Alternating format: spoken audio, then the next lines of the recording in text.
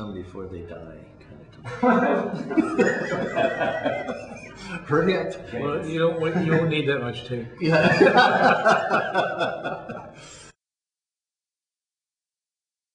In the beginning, we were invited to a lot of new business pitches, and of course our zip code is Portland, Oregon, right? Out in the boonies, and so people would invite us to be involved in a pitch, and they'd never pick us. They just really wanted to see what kind of shit we'd do. You know, they were just curious, and then they'd say, "Oh no, Portland's too far away." Well, you knew we were there. I mean, what do you mean it's too far away? And so it was difficult to garner new business, and it was very difficult to get anybody to move to Oregon. They thought their career's ass was going to fall. Yeah, and that was really an important thing. Really, is that I think that it began as a ship of fools. The only people were people that were fired everywhere else, or had not really entered the business that would come our way. So there was an innocence and a sense of failure inherent in the shop. So it's kind of like Australia being a penal colony. Yeah. I remember at first I never believed Portland made that much of a difference to us, but I think not living and breathing and eating advertising every day and with people from the other thing was like, Jesus Christ, it makes it important. And in some ways it was important to us, but it was important in terms of the work itself, you know, and the culture was important, but not some big international jack-off.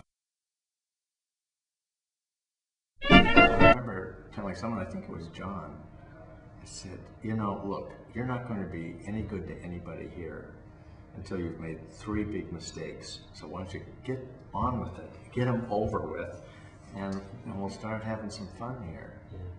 And I think that sort of releases people from this, you want me to fail.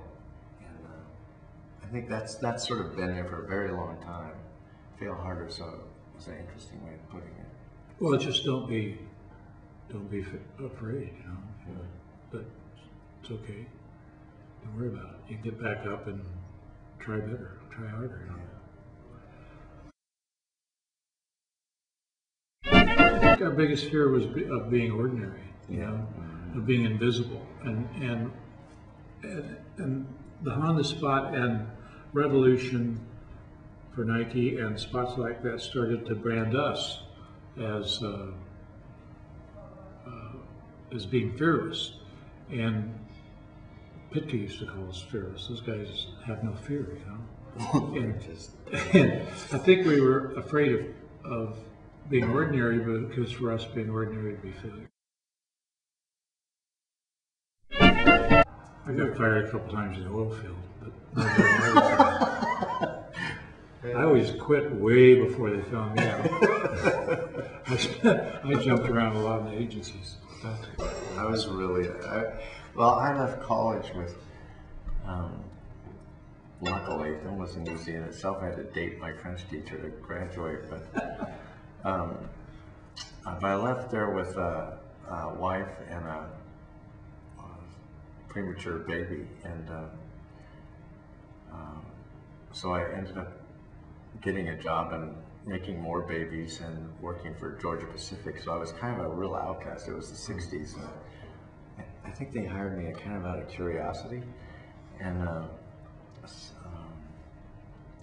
was burning incense and avoiding raises because I wouldn't cut my hair. It was that sort of thing. It was forest products companies are a little bit on the conservative side. And so anyway, I was there about 5 years, and finally they fired my ass.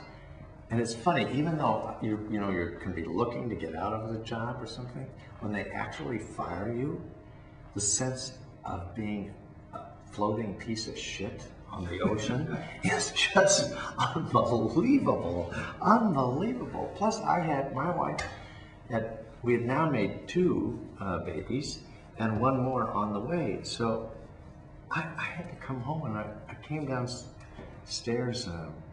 She was in the basement folding diapers, and And I stopped on the landing and just looked at her for a minute. I went, oh shit, what am I going to say? She said to me, she says, well, how'd work go today? Wait, it was funny thing happened. They fired my ass. She stopped folding diapers, turned around and looked at me, and said, oh, well, something will turn out. And I thought, I will never leave this woman. She can have whatever she wants for the rest of her goddamn life. I mean, that's where I personally learned. I was given permission to fail by someone that I could not give myself. You know what I mean? It was an incredibly powerful thing.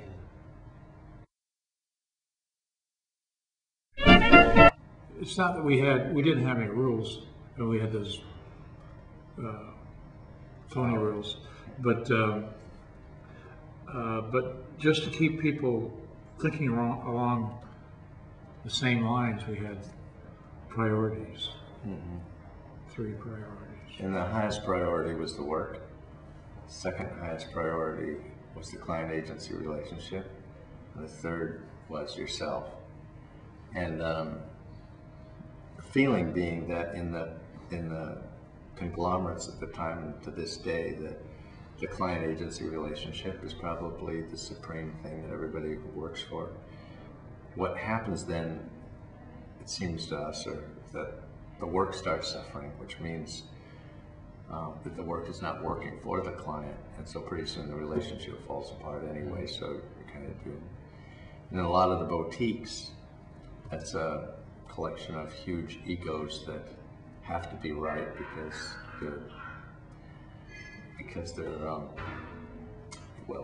the stars. So the same thing happens, the work suffers because there's not any objective thing. So if you can have a relationship with the client where you all sit around a table and look at something and say, is that the right cup? Is this what we really want it to look like? Is that going to do what we want it to do? And have an honest, open-minded ability to see something that will work.